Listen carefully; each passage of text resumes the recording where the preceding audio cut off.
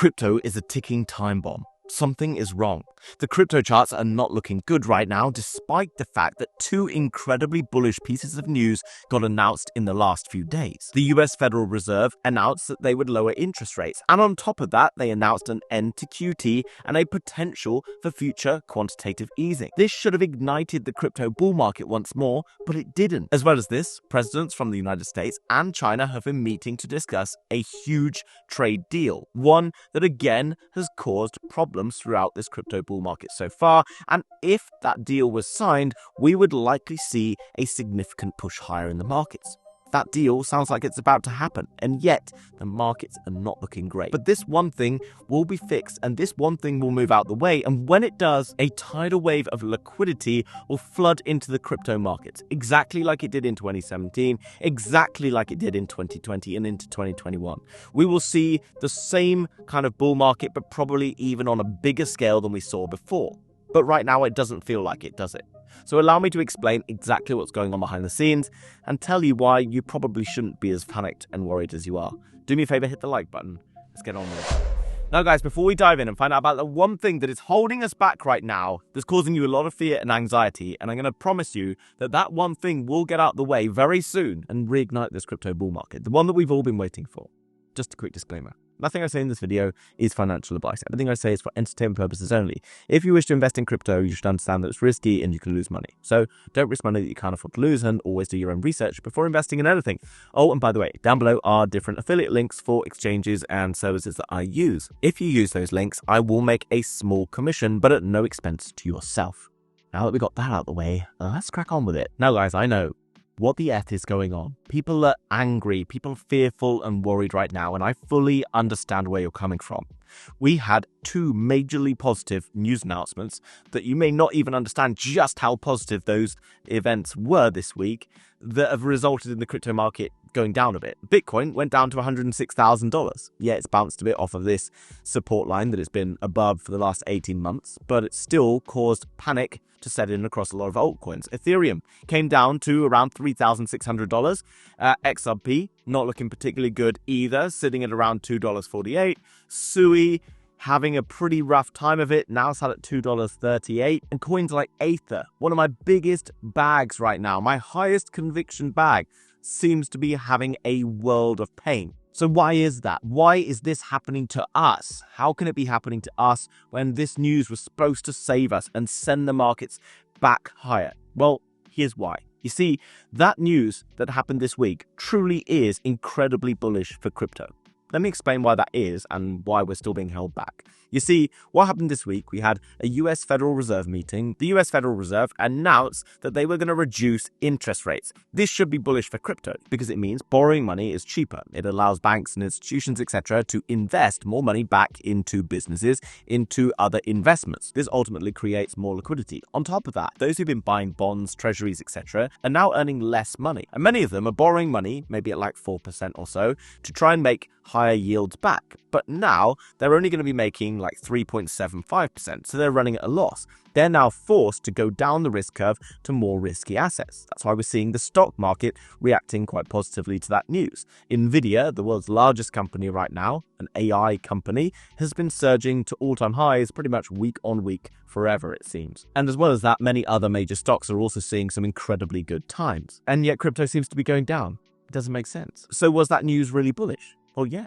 because the interest rates came down. But on top of that, the most bullish piece of news out of all of this was the fact that Jerome Powell came back and said that he was going to stop quantitative tightening. The Federal Reserve was going to stop taking money out of the market, and it was going to sit there quietly for a while. This allows liquidity, etc., that enters the market to flow around and enter into different assets. On top of that, he announced that into December of this year, there is a high likelihood of quantitative easing, when not only does the Federal Reserve not take money out of the system, it starts to put money back into the system.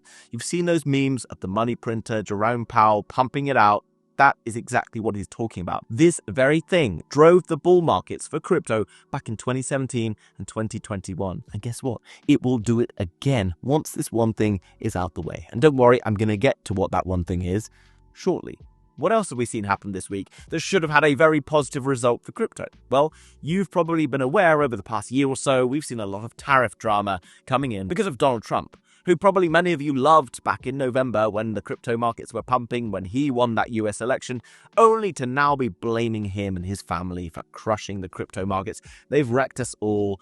We will never survive because of them. Well, ultimately, the tariff stuff is slowly getting out the way. You may be feeling like you hate Donald Trump because of what he's done to crypto, but really, he's incredibly bullish for the industry, and he will result in a massively strong bull market eventually, but just not right this second. Anyway, he met with Xi Jinping, the president of China, in Seoul this week, and while they didn't sign a trade deal, they were pretty positive that a trade deal would be signed. Scott basically announced that it went incredibly well and was all looking very positive for a trade deal. I know people are still panicking, wondering whether there's going to be a tweet dropped at something that's going to crash the market again, but ultimately, things appear to be going well in the right direction over there. So why are we down? What's going wrong? Well, because of this. You see, there is also something else in the US right now that is causing a bit of a problem, a bit of a bottleneck in the markets. You see, cutting interest rates and trade deals and all these other things result in one thing that has a direct result to crypto, and that is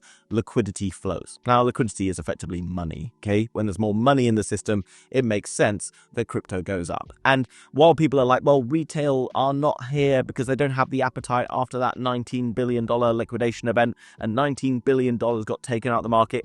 First of all, $19 billion didn't get taken out of the market. $19 billion just got redistributed from all the people who were over-leveraged to put into the hands of a handful of people. That money still exists in the crypto market, just probably not in your hands or my hands anymore. And while you think that retail doesn't have the appetite, as soon as Bitcoin's back at all-time highs and beyond, and altcoins start to pump again, retail will be straight back in the markets like they always are. You've probably experienced this yourself over the past few years. Every time we saw something panicky and worrying get in the market, we were like, I'm never touching crypto again, only to then see the market pump back up the next few days and only to then ape back into the market. If you've been doing that, let me know down below, and why this time should be any different when you're feeling fearful and panicked and worried. So what is this one thing that's stopping us, and why should we actually be pretty excited for this one thing to get out of the way? So you see, all these other different catalysts are building up in the background to a point that there is one thing that's sort of stopping that money entering into the system. Remember, liquidity is what crypto needs to survive. When it's going up, crypto does really well. Liquidity right now is being constrained by a shutdown in the United States government. And here's why. The US Treasury can't spend any money during this period of time. Effectively, liquidity injections are on pause. So all of these things building up in the background that are basically going to be bringing liquidity into the markets can't happen right now. It's all stuck behind the barrier. And effectively, once this is all resolved, the Treasury General Account will be in drawdown. And that spending has been adding reserves to the banks. This will result in a further liquidity boost across the entire market that could happen very, very fast. So this is basically a pause, a short-term pause that will come to an end because that government lockdown will come to an end at some point. Okay, it has to, effectively. Right now, it's the longest it's ever been. And when it does, you're going to see the results at the end of QT. You're going to see government spending return. You're going to see all of the benefits of the fact that like JP Morgan has decided to start adding crypto to its balance sheet along with BlackRock and all the others. You're going to hear more about the Bank of England also moving forward on digital assets. You're going to hear more about institutions and their readiness to get involved in crypto and start investing more in Bitcoin, Ethereum, Solana, and all the other ETFs. You're going to hear more about adoption of crypto in Asia Pacific and in India and in South America and lots of other places. And you're going to hear a lot more about all of the people who are stacking up short against Bitcoin right now getting liquidated. If we jump across to coinglass.com, you can see that the market is getting this wrong once again. Remember, 95% of people are wrong in crypto most of the time. 5% of people make money, okay? Because despite knowing all these things and educating ourselves, unfortunately, we're emotional people. We get moved around and made to do things because of our mind and what the chart might be doing in front of us. It's really difficult to sit in drawdown and feel the pain and all those things. I've got a solution for you for that. Don't worry, I'll tell you that later on. But if we jump across to CoinGlass, you can see Binance Bitcoin liquidation map down to around $103,000, which was only $3,000 lower than we were yesterday. There's not that much liquidity. You can see up to here, $90 million in liquidity of long positions, right? No one's going long right now. Everybody is going short. Remember, everybody gets it wrong.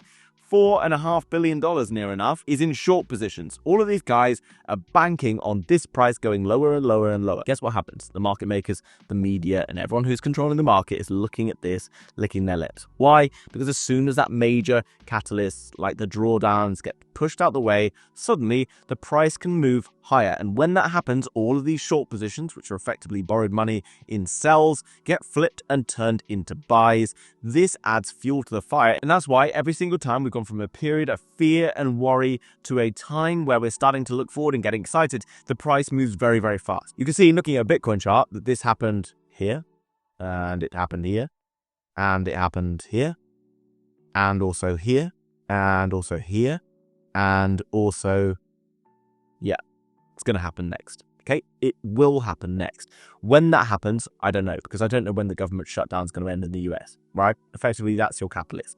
Does that mean instantly when that shutdown ends, money floods into crypto and it all goes straight up? I don't know. Okay, I honestly don't know, neither does anyone. But ultimately, all of the different factors that drive crypto bull markets are basically going to enter into the market and create something like this happening, okay? Or like this happening. This is pretty good, okay? And if you zoom out on a weekly chart, things don't look that bad. And if I look at my portfolio on the day today, it looks awful. If I go to the week, it looks even worse. If I go to the month, horrendous, okay? But if I go to the year, zoom out a bit, lots of this is looking pretty good. Yeah, there's some coins that are seeing some pain, but ultimately, lots of these recover very, very fast. When that liquidity expansion that we've been waiting for the past like 3 or 4 years enters into crypto, things get really good, okay? Yes, previously, bull markets finished in the year of a new US president getting into office. But that's typically because you see financial easing happen in the beginning of that year that runs to the end of that year cycle. Right now, because of strained conditions, you are seeing that easing slowly happening at the end of this year rather than the beginning. That ultimately should now start to look like it drives this bull market further into the future than maybe I originally thought it would. The fact that we've not seen crazy sentiment, the fact that everyone is sitting there panicking right now while Bitcoin sits above $110,000 and is nowhere near into a bear market should be pretty positive. Because the sentiment we're seeing across crypto right now literally is similar to what I remember seeing back here. But guess what? I also saw this similar sentiment happening in and around here, in and around these times back in the last bull market, okay? If you can think back that long, or maybe even if you were in this bull market back here, you will know that the exact same things were being said across social media.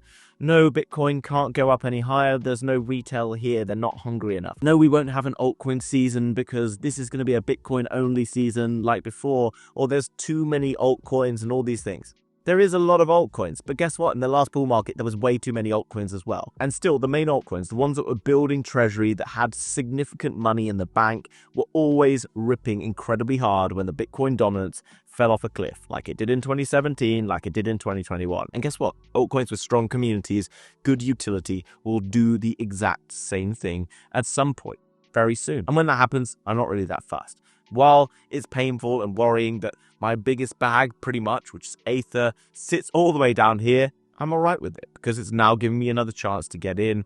Pretty confident that at some point in the future, this is probably worth 10 times more than it is now. Sui up here was probably offering the potential to make a 3x or something like that. Right now, it's offering the potential to make a 6 or a 7x with the same sort of top target in up and around $15 or so. Yeah, obviously, that's a rough guide. This could potentially go as big as Solana or many others.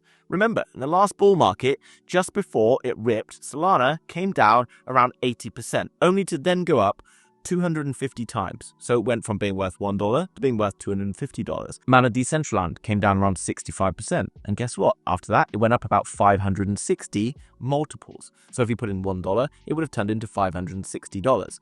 Now, on top of that, Gala Games, it came down around 90%. And then after that, it went up over 1,000x.